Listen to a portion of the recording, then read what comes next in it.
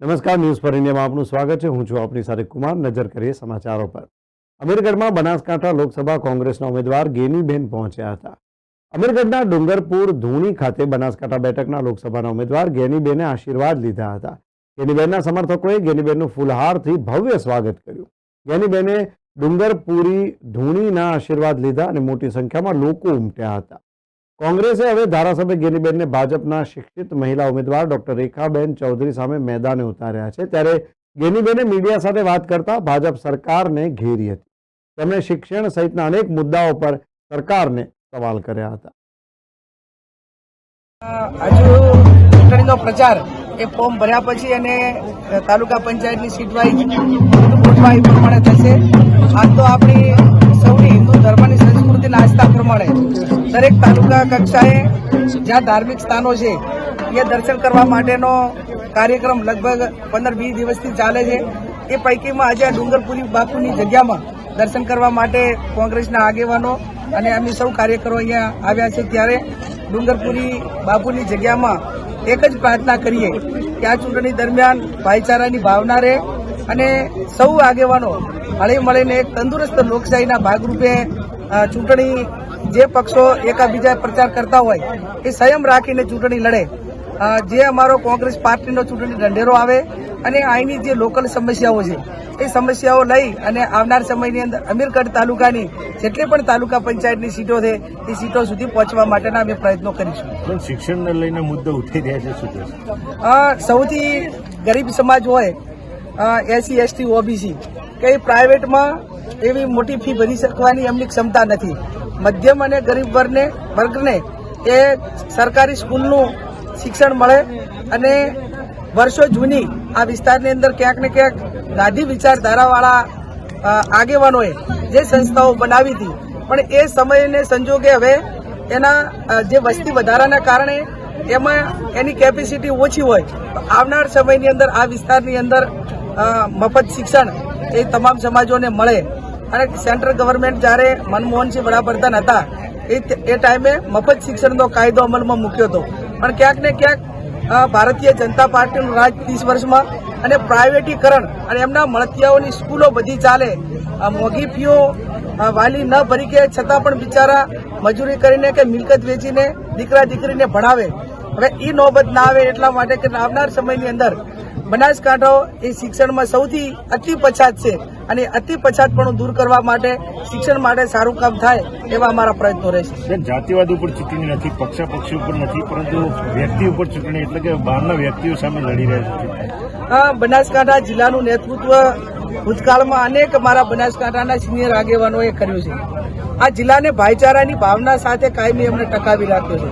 ચૂંટણી પતી જાય એટલા ચૂંટણી ચાલુ હોય એટલી દાડા ભાજપ કોંગ્રેસ રહેતું, પછી કોઈ બદલા લેવા માટેની ભાવના આ જિલ્લાની અંદર નથી. છેલ્લા 10 વર્ષથી સહકારી માળખું એ માત્ર ભારતીય જનતા પાર્ટી કરતા એક વ્યક્તિનો રાજકીય હડ્ડો બની ગયું છે અને એમના રાજકીય અહમ અને રાજકીય ફાયદા માટે જ આ બંને સહકારી સંસ્થાઓનો લોકોના ગરીબોના પૈસાનો દુરુપયોગ કરી અને વ્યક્તિગત જ બધા ફાયદા મેળવે છે. એટલે આ ચૂંટણી એ બનાસકાંઠાની અંદર 70 જેટલા ઉમેદવારોએ ટિકિટ માંગી હતી કે જેમણે વર્ષોથી બનાસકાંઠાના લોકોની સેવા કરી હોય, સુખ દુઃખના ભાગીદાર બન્યા હોય, પણ એ 70માંથી કોઈ પસંદ ના આવ્યું.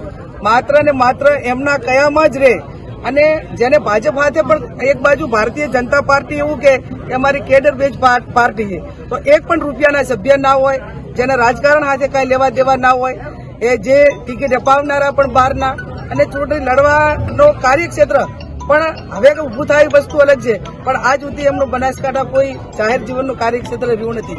ત્યારે બનાસકાંઠાની જનતા એ અહીંયા જે કાંઈ તમામ પક્ષો એવું ઈચ્છતા હોય કે એમનો આગેવાન એ સહેલાઈથી મળી શકે અને કોઈના રબર સ્ટેમ્પ વગર સ્વતંત્ર રીતે પ્રજાનું અને આગેવાનનું કામ કરી શકે એ ડિમાન્ડ હોય છે. અને એના ભાગરૂપે આવનાર સમયની અંદર મારો 28 વર્ષના રાજકારણમાં બનાસકાંઠો મારા માટે અજાણ નથી અને તમામ ભાઈચારા સાથે નાના મોટા કાર્યકરોનો નાના મોટું કામ એ ડાયરેક્ટ થાય એ અમારી કાયમની સિસ્ટમ રહી છે અને આવનાર સમયમાં રહેશે. જીતીને દિલ્હી જશો, એમાં હિન્દી અને ઇંગ્લિશની જરૂર પડશે, કેવી રીતે વેટ કરશો? એ જેટલા જરૂર પડે અને આપણું ભારતીય બંધારણ આપણી રાષ્ટ્રીય ભાષા હિન્દી છે અને એ ટાઈમે તમે બધા કવરેજમાં હશો જ, એટલે તમે પણ આપ પણ દિલ્હી આવજો. મહેન્દ્રભાઈ પૂછવાનું હતું મફત શિક્ષણનો કાયદો, આરોગ્યની સેવાઓ, હમણાં તો છેલ્લા 2-3-4 મહિનાથી જે હેલ્થ કાર્ડ આપેલા હતા એ પણ કોઈ હોસ્પિટલોની અંદર કામ આવતા નથી. ડોક્ટરો ઘણા બધા એવું કહે છે કે અમને કોઈ પેમેન્ટ મળતું નથી એટલે કોઈ દર્દીને દાખલ કરતા નથી. અમારે એ બાજુ ફરિયાદ છે, તમારા એવી કોઈ છે? ડોક્ટરો બધે ના પાડી દીધી કે ભાઈ હેલ્થ કાર્ડ નહીં મેળવે, પૈસા હોય તો જ દવાખાને આવો. એટલે દાવા મોટા કરવાના કે 5 લાખ ને 10 લાખ સુધી મેડિકલ ને દવાખાનાની સુવિધા મફત, પણ માત્ર જાહેરાત પૂરતી. ત્યારે કોંગ્રેસ પાર્ટી હંમેશા ગરીબો માટે અનેક કાયદા, અનેક જોગવાઈઓ, અનેક યોજનાઓ બનાવી અને એના ભાગરૂપે આજે આપણે કાંતિભાઈ જ્યારે ફોર્મ ભરે ત્યારે અહીં ડુંગરપુરી ધૂણીને દર્શન કરી અને પછી જ ફોર્મ ભરે. એક આ પ્રતાપી જગ્યામાં આજે સૌ આપણે મળ્યા છીએ ત્યારે દરેક તાલુકામાં જે ધાર્મિક સ્થાનો હતા ત્યાં દર્શન કરવા માટે ગયેલા. ટિકિટની જાહેરાત થઈ એના બીજા દિવસે અંબાજી માં જગદંબા 51 શક્તિપીઠ કે જે આપની ભૂમિ ઉપર જેમનું હૃદય પૂજાય છે તેમના દર્શન કર્યા અને અહીં આવવાનું બાકી હતું. આમ તો અઠવાડિયા પહેલા આવવાનું હતું, પણ ધારાસભ્યશ્રી બહાર પોતાના કામે ગયેલા હોવાથી આપણે એ ટાઈમે નતા આવી શક્યા ને બીજા કાર્યક્રમ ભાભર હોવાથી પહોંચી વળાય એવું નહોતું. એટલે આપણે બધાને કહેવડાયું હતું કે આપણા પ્રમુખને બધા હાજર રહેજો. આમ તો આવતીકાલે 5 તારીખ છે અને માતાજીની ધજાના બધું અહીંયા ચડવાનું છે.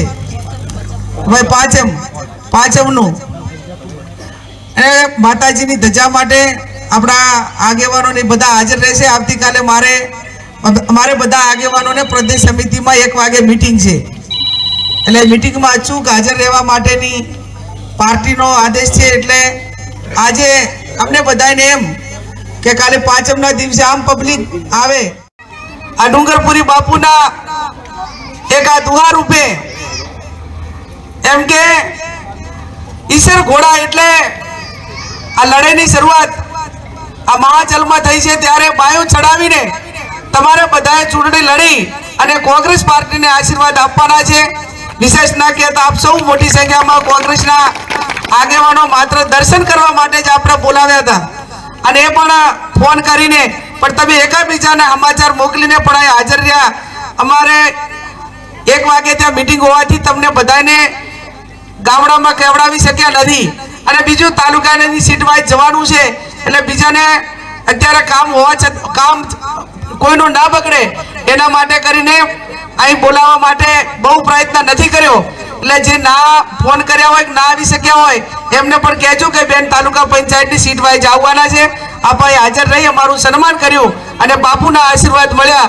ડુંગરપુરી બાપુને પ્રાર્થના કરીએ, સંતોના ચરણોમાં શીશ ઝુકાવીને પ્રાર્થના કરીએ કે અહીં આપણી દાતા અને અમીરગઢની એવી લીડ નીકળે કે બનાસકાંઠાની 7 સીટોમાં સૌથી વધારે લીડ એ દાતા વિધાનસભાની નીકળે અને રંગે ચંગે અહીં દર્શન કરવા માટે ધૂણીની ફરી વખત આપણે બધા આવીએ.